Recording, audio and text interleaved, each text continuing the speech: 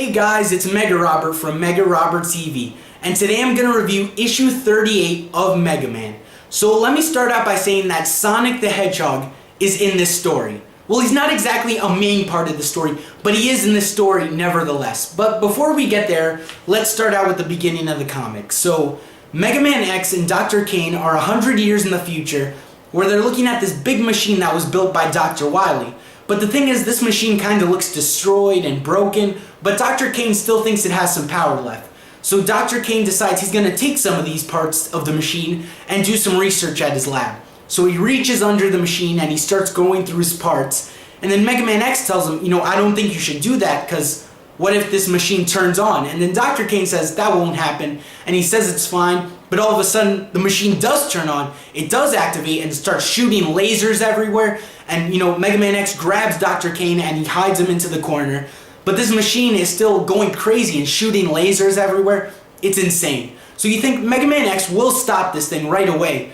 But all of a sudden, the machine knocks X to the side and just starts going up the tunnel. So it technically beat Mega Man X. So Dr. Kane tells Mega Man X, you gotta stop that machine. If it gets up there and gets any of the tourists, there's gonna be some serious trouble. So Mega Man X jumps onto the tunnel walls and he starts climbing up, and that's where they end the scene. So they cut back to 100 years in the past, where the classic Mega Man is fighting the same robot. So he starts shooting at it, and that's really awesome because we haven't seen a really good Mega Man fight scene in a while, the classic Mega Man.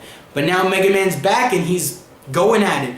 So he fights the robot, and then he still has his communicator on. So he calls Dr. Wily and he asks him, what's the code to turn this thing off now that you remember?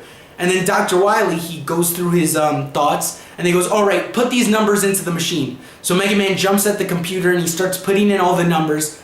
But then all of a sudden, the doors of the lab open wide open and the machine starts going outside. So Mega Man's like, Dr. Wily, what'd you do? That's not the code to turn it off. And Dr. Wily's like, oh no, it's been so many years, I'm so sorry. Just try to stop that thing.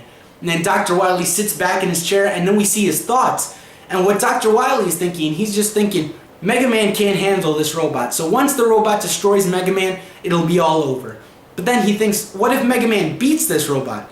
And if he beats the robot, that's fine too, because Dr. Wily has his Robot Masters.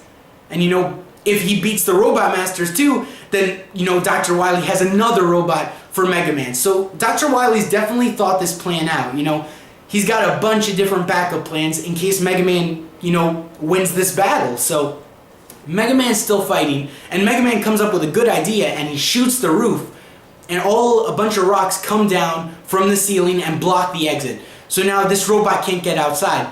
But now Mega Man's stuck inside this giant lab with this giant machine trying to attack him.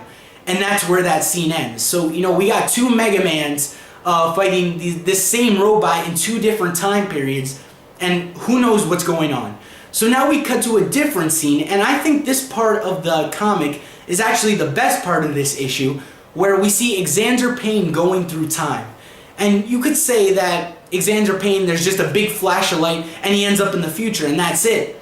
But no, the way he travels through time is that he slowly goes through the events of each period, and then he ends up in the future. But, he starts going through time, and he ends up in Mega Man 3, where he sees Mega Man fighting Gamma, and then he flashes into Mega Man 4, and then he goes into Mega Man 10, and at some point you think, well, once they finish going through all the games, he's just going to end up in Mega Man X this time. But no, all of a sudden, a flash of light hits, and he ends up in this time period with Mega Man and Bass.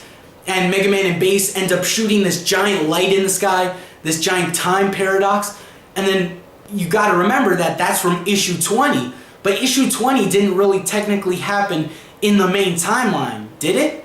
And then all of a sudden another flash of light hits. And this is the cool part, because this flash of light hits, and then Xander Payne ends up in Mega City, where Mega Man is fighting this Fox Robot Master. And then all of a sudden this giant blue, not giant, but this blue hedgehog comes and smacks into the Fox. And then you're thinking, wait, is that Sonic the Hedgehog? And is that Tails as Tailsman in Mega City from the Sonic crossover? Didn't that never happen technically, because didn't it get rewritten? But all of a sudden, it's happening in front of Xander Payne. Mega Man and Sonic the Hedgehog are fighting Tails, and it's crazy How is that happening? But before they can get any answers, Xander Payne flashes again into the future, and then he ends up, in Mega Man X's time where he's supposed to be. But that's where the comic ends, but then it really makes you think, how did that happen? How did Xander Payne see the Sonic the Hedgehog crossover when technically that was never supposed to happen? And how did he end up in issue 20 inside this time paradox that, didn't happen? So, there is a lot of time travel stories in Mega Man, and they do get a little confusing, but, I like time travel stories personally. But, this is crazy. Does that mean that Sonic the Hedgehog still technically exists in Mega Man's world?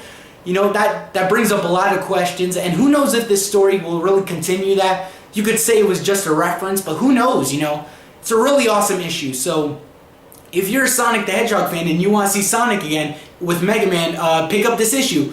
But they're not exactly together, there's just like small references here and there. But this issue is awesome. I want you guys to give your opinions in the comments below. So question of the day, what do you guys think of issue 38? Do you think it's a really cool issue? And what do you think about the little Sonic the Hedgehog reference in here? Do you think it's going to lead up to something bigger like a sequel? Who knows? So this is Mega Robert signing off.